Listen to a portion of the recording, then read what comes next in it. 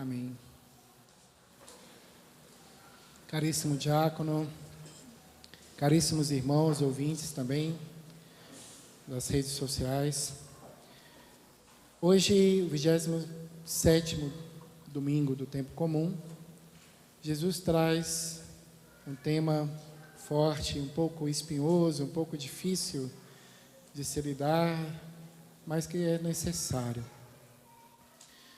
Nesses outros domingos anteriores, tanto do domingo passado e retrasado, a centralidade que nós meditamos era a questão dos conflitos internos e externos na comunidade cristã, relacionado ao espírito de inveja, ao espírito de vaidade, quem deveria ser o melhor, quem deveria ter o primeiro lugar. Ou seja, essas disputas, de orgulho, de vaidade, que existe dentro do nosso coração. Hoje, olhamos para essa relação de Deus com o homem e com a família, o matrimônio. O matrimônio é uma vocação? Sim. É o dom? Sim. É um chamado? Sim, perfeito. Mas também é o coração de Deus. É aquilo que Deus pensou. É aquilo que Deus desejou. Desde sempre. E é aquilo que Deus viveu. A família. Os santos padres da igreja, como também os rabinos, os sumos sacerdotes do seu tempo, sabiam muito bem do que eles estavam lidando. E por isso, no tempo de Jesus, existiam duas escolas rabínicas, que conflitavam, que disputavam sobre essa relação. O que seria necessário? Divorciar ou manter-se o matrimônio? Como seria essa questão? Uma escola de Hilel, que era do avô de Gamaliel, da Babilônia, e a escola Shammai, uma mais radical do que a outra. Olha, ou cumprimos com a lei de Moisés ou suspendemos. Pois Jesus, olhando para aquela realidade, ele falou, no princípio não era assim. O querido por Deus nunca foi assim. E ao olharmos para o modelo divino das três pessoas, encontramos algo que podemos meditar hoje, que é o valor da família. Jesus fala para nós nesse evangelho que aquilo que Deus uniu, primeiro o homem fez homem, Deus fez o homem e a mulher, o constituiu, fez no teu coração e o plasmou, insuflou. E aí nós encontramos no Gênesis essas prerrogativas maravilhosas que podemos meditar. Deus olhou para a criação, fez o homem e viu que ele estava só. E ele precisaria também de uma companheira, de alguém que pudesse o auxiliar. O homem não foi feito para estar só. Ah, mas padre, o senhor tem vocação ao celibato, o senhor vive só, o senhor não casou, então o senhor está errado. Não, Deus tem também o chamado ao celibato, uma vocação, por sinal, superior, segundo São Paulo, está lá em 1 Coríntios 7, mas Deus também nos chama à vida conjugal, à vida comunitária, à vida religiosa. Todos esses são chamados a também não estar só. Até mesmo o eremita, que vai para o deserto, no início da igreja, os eremitas iam para a igreja, para o deserto, ou para uma caverna, e depois se fundou também as comunidades religiosas, o Carmelo, os monastérios, para viver em comunidade. Até eles não viviam só, sempre em oração com Deus, e recebiam visitas também, das pessoas, para que pudessem pedir um conselho, uma oração. Portanto, o homem não foi feito para estar só. Às vezes nós colocamos tantas coisas no lugar de Deus. Colocamos pessoas, colocamos objetos, coisas, trabalho, e aí vamos entrando num determinado vazio. Pois assim também, Deus viu que Deus precisaria colocar no caminho de um homem um auxiliar, uma mulher, que pudesse também ajudá-lo a caminhar, a seguir o seu caminho. E assim Deus, ao criar todas as coisas, Ele percebeu que o homem se sentia só. E daí Ele tira do lado da costela de Adão, do lado dele, não tira de outro lugar. Não formou a mulher, ou seja, de um outro barro, né? Mas sim do lado, foi retirado do lado. E esse símbolo é muito bonito, porque representa uma parceria, uma unidade entre o homem e a mulher, desde o princípio. Tirou-se da sua própria carne, dos seus ossos, para que ele pudesse ter uma auxiliar, alguém que pudesse o acompanhar, para que pudesse também ajudá-lo na caminhada.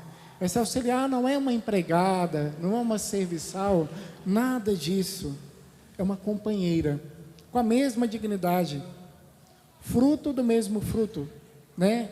Origem da mesma origem, carne da mesma carne, ossos dos mesmos ossos. Ou seja, para que pudesse também o ajudar na sua santificação. O homem, ao ser criado por Deus, ele contemplou a Deus. A mulher, ao ser criada da costela de Adão, contemplou a face do seu esposo. E assim um vai complementando o outro. E quando há a dificuldade na caminhada do marido e da mulher, qual que é o papel da mulher?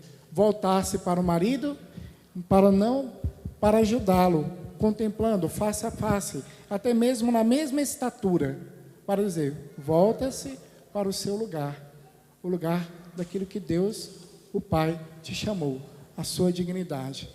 Portanto, assim também Deus viu no homem, né, essa necessidade, viu que ele precisava de uma companheira, de uma mulher, que do hebraico vai falar, Ezer, né?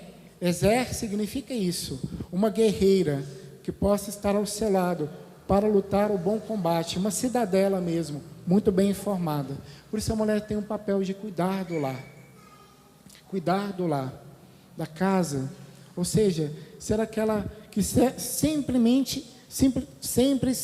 vigilante, olhando aquilo que falta, aquilo que é o necessário. Portanto, também Adão, ao ser tirado dessa mulher, ele deveria também zelar por ela. E não zelando, houve o pecado. E o pecado os contaminou, dando assim a possibilidade do homem se afastar de Deus e não cumprir o plano de Deus. Mas Deus quer que nós voltemos para aquilo que é original, aquilo que é o nosso chamado, aquilo que Deus nos constituiu. Quer que nós voltemos realmente para o caminho da santidade. Por isso, na segunda leitura vai falar que pelo caminho de Cristo, Ele trouxe a glória, a santificação na cruz. E Ele, sendo santificador, santificou a cada um de nós. E nós, como semelhantes a Ele, também somos chamados à santificação. E a santificar toda a nossa comunidade, a nossa família. E nos conduzir ao caminho da santidade. Hoje, Jesus, nesse Evangelho, coloca que o matrimônio é indissolúvel. O matrimônio, constituído por Deus desde o princípio, deve ser retomado a sua origem, a sua dignidade, o seu devido valor. Um homem que divorcia-se da sua mulher e se junta com outra, comete adultério.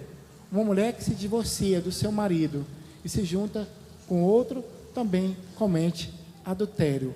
Adulterar o plano de Deus, adulterar não somente a lei, os desígnios de Deus, mas o chamado original que Deus fez para o homem e para a mulher.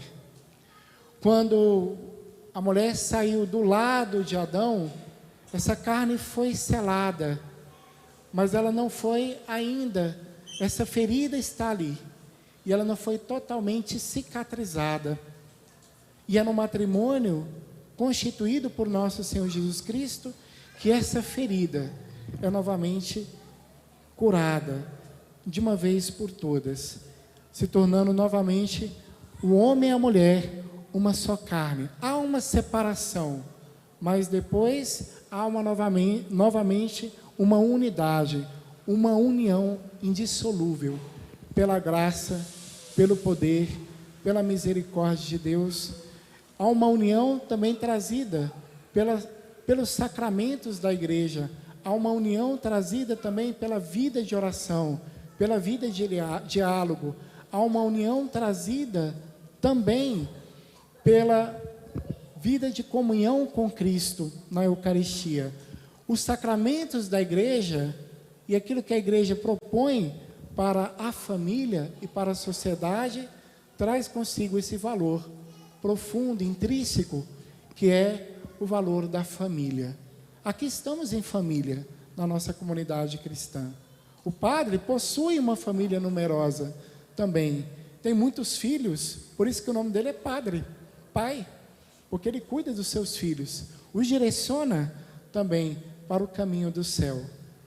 E para finalizar, Jesus ele coloca várias crianças no meio dos discípulos, porque eles ainda não conseguem entender, porque Jesus não está suprimindo a lei de Moisés, simplesmente ele está dando o verdadeiro sentido, muito mais profundo e intrínseco, daquilo que é o chamado de Deus, para a sociedade, para a humanidade, o valor da família, o valor da união, entre homem e mulher, dos cônjuges, que forma uma família. E assim ele coloca as crianças, deixar que as crianças venham a mim. Um casal que tem a condição de ter filhos, que se casaram na igreja e não estão abertos à vida, esse casamento não é frutuoso. Esse casamento não tem o seu devido papel, designado por Deus e pela igreja. É um casamento torto, é um casamento que não é fecundo, é estéril, sem vida. Essa é a palavra. Por isso Jesus ele traz as crianças. O símbolo hoje das crianças é esse: deixar que as crianças nasçam, deixar que as crianças possam conhecer a palavra de Deus, ser batizada, deixar que as crianças venham a este mundo, para que elas possam ter a sua liberdade também e tomar as suas decisões. É isso que Deus está falando.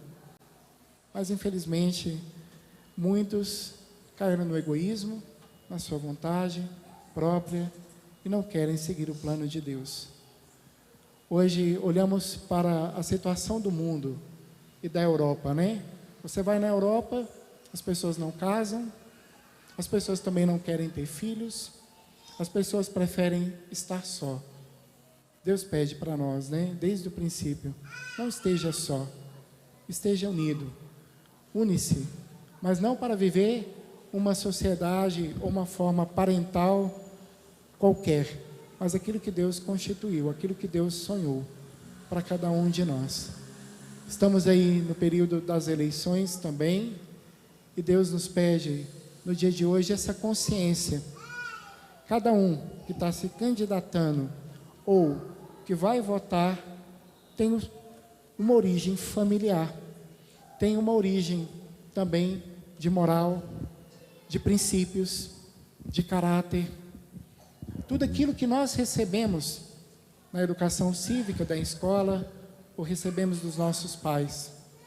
Hoje é necessário que o padre forme os bons eleitores. É necessário que também os bons eleitores façam seu papel na sociedade. A igreja nunca condena a política. A igreja sim exorta, educa, mostra, né, incentiva também. Mas nós precisamos hoje mais do que nunca buscar aquelas pessoas que estejam à frente da sociedade, levando os nossos valores. os valores da família, o valor do matrimônio, o valor também da procriação, o valor da vida. Hoje o Evangelho traz no âmago, aquilo que é um sacramento, o sacramento do matrimônio. Não é simplesmente um estilo de vida, é um meio pelo qual instituiu para a nossa sociedade, para a nossa igreja, um caminho de salvação. Os cônjuges, marido e mulher, têm um grande papel na nossa sociedade. Tem um papel de educar, de formar os seus filhos, de fazê-los homens, mulheres capazes para tomar as suas decisões, viver a sua liberdade, não ao léu, mas vivendo a sua liberdade segundo o plano de Deus. E nós precisamos, sem dúvida, orar muito pela família, porque somente a Igreja Católica, ela tem consigo todos os alicerces, todos os ensinamentos necessários para que nós possamos permanecer, fecundar e ser fiéis e ter a vida. A Igreja Católica, ela preza desde os nascituros, desde a concepção até o último momento da nossa vida, o valor da vida humana, o valor do ser humano, o valor da família. Que hoje nós possamos pedir a Deus, juntamente com Nossa Senhora, porque se de Adão saiu Eva, da sua costela, da costela de Maria, saiu o novo Adão. Ela é a nova Eva, mas não para nos separar, mas para nos unir nesse grande mistério do amor de Deus, do sonho que Ele teve para com toda a humanidade. Meus irmãos, o modelo de família se encontra primeiramente no céu, na Santíssima Trindade, que são 3 pessoas que vivem em família. Olha que lindo isso. E Ele nos exorta, Deus nos ensina, Deus nos mostra o caminho certo em que nós temos que seguir. Sem Deus, nada podemos. Sem nosso Senhor Jesus Cristo, no seio da nossa família, do casal, o casamento não perdura. O homem, por fim, acaba destruindo aquilo que Deus uniu. Louvado seja nosso Senhor Jesus Cristo.